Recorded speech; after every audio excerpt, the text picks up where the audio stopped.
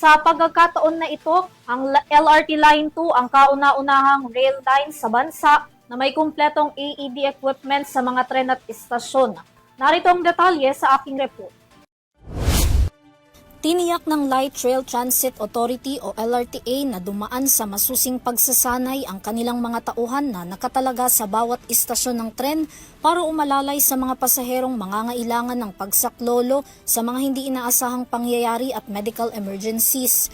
Kabilang na raw sa mga ito ang paggamit ng Automated External Defibrillator o AED units na mayroon ang bawat istasyon ng LRT2 na ginagamit para agarang mabigyan ng first aid ang mga magkakaroon ng sudden cardiac arrest. Dala-dala raw ito kadalasan ng mga train operators kasama ang mga train marshals o security guards na makikita sa loob ng tren. Mayroon din daw mga AEDs sa Passenger Assistance Office kada istasyon. May kakayahan din daw ang mga unit na magbigay ng voice instruction kung paano ito gagamitin ng maayos. Samantala, matatandaan na ang LRT Line 2 ang kauna-unahang rail line sa bansa na may kumpletong AED equipment sa mga tren at istasyon. Donasyon naman ito ng Philippine Charity Sweepstakes Office o PCSO.